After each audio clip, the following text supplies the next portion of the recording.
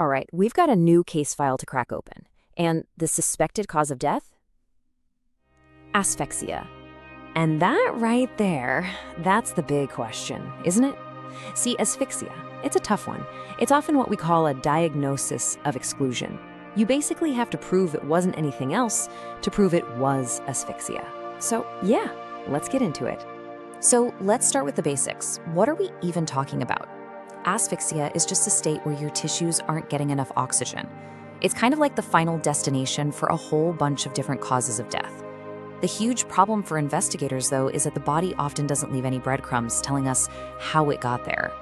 And the brain, well, the brain uses about 20% of all the oxygen you breathe, so it's a real oxygen hog. That means it's always the first and most vulnerable thing to go. All right, section 1, the unseen cause of death. So you think the first thing you do is look for the classic signs, right? The telltale clues. But here's the kicker with asphyxia. Every single one of those signs has a major problem. Okay, so you've got your common signs. Petechiae, which are these little hemorrhages, congestion and edema, which is swelling, cyanosis, that bluish tint to the skin, and the blood being unusually fluid. I mean, on the surface, this list looks pretty straightforward, right? You see these things, you think, aha, asphyxia. But as we're about to see, this is exactly why it's one of the trickiest things to diagnose in all of forensic science. Let's take petechiae, for example. These are just tiny, tiny broken blood vessels. And man, they can look really dramatic, just like you see in this picture of a young child. They happen when there's a huge, sharp spike in the pressure inside your veins. And your brain, well, it immediately screams asphyxia. But here's the thing you absolutely have to know. They are totally non-specific. What does that mean? It means these exact same little spots can show up in a totally natural death, or if someone was vomiting really hard. Heck, they can even show up just because of how the body was positioned after death. And to make it even crazier, you can have a witnessed, 100% certain case of asphyxial death with 0 petechiae. None. The body, you guys, can be a real liar. All right, section 2, deprivation of oxygen. So if we can't trust the external signs, where do we go next? We have to look at the mechanism. How did this actually happen? Our first big category here is suffocation, and that's all about something physically stopping oxygen from getting into the body in the first place. So we actually break suffocation down into 5 different types. You've got environmental, like a lack of oxygen in a room, smothering, which is blocking the nose and mouth, choking, an internal blockage, mechanical, where pressure on the chest stops you from breathing, and positional, where the body is just trapped in a bad position. Now, each one of these sends the investigation down a totally different road. And the key thing to remember, the answers, they're almost never found in the autopsy. They're found at the scene. You know, in smothering cases, especially with infants, it's just tragic. The autopsy can come back completely negative. No signs of a struggle, no injuries, nothing. And this image here, this reenactment, it just perfectly shows why the scene investigation is everything. You have to understand every single detail, because without that context, the truth is just gone. Moving on to section 3, pressure and constriction. So let's build on what we've learned. The next big category is strangulation, and this is different.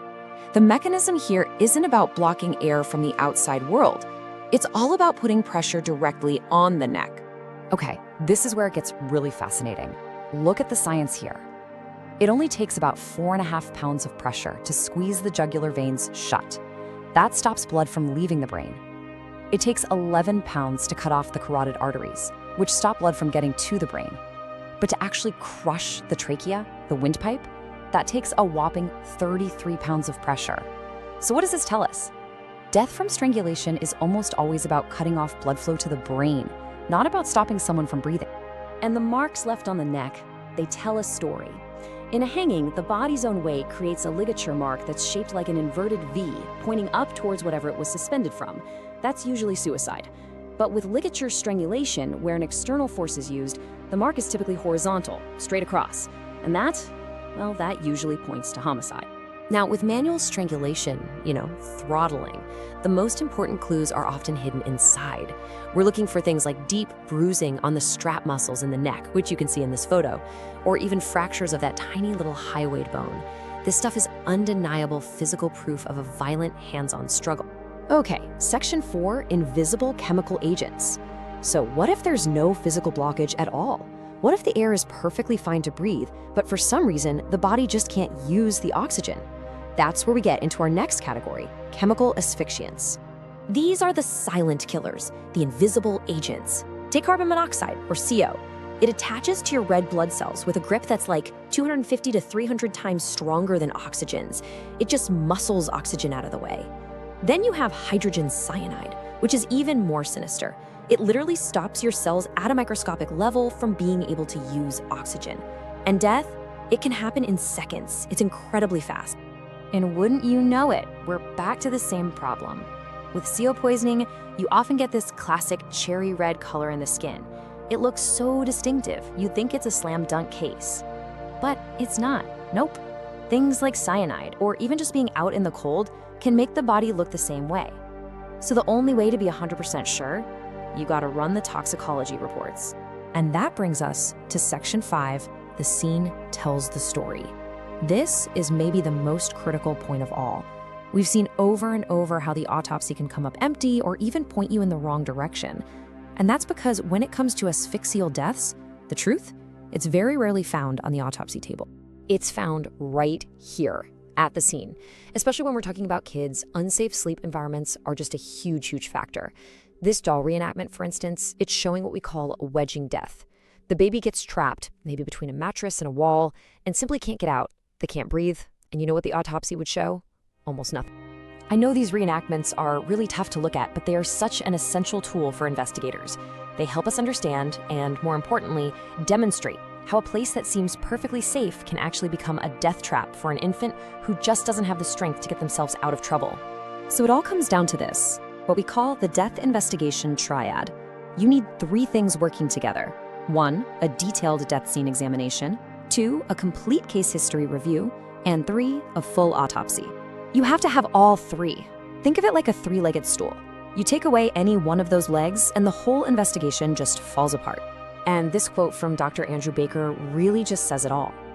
Many forms of pediatric asphyxia will more often than not have negative autopsies. So when an infant dies suddenly and the autopsy comes back negative, that does not automatically mean it was SIDS. What it really means is that the hardest part of the investigation is just beginning. So, how do you solve a death that leaves almost no trace? We're right back to the question we started with. If the body can't give you the answers, where on earth do you look? Well, the answer isn't in the body alone, that's for sure. The answer is in the death investigation itself. The scene, the medical history, the witnesses, all of it is paramount. You solve it by carefully, meticulously putting together the puzzle of that person's final moments. You solve it by realizing that the environment holds all the clues that the body so often keeps secret. And that leaves us with a final, really sobering question to think about.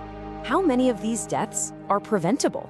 You know, forensics can tell us the how and the what, but the biggest question, the one that the investigation can't really answer, is just how many of these awful tragedies could be prevented if we just knew about the dangers.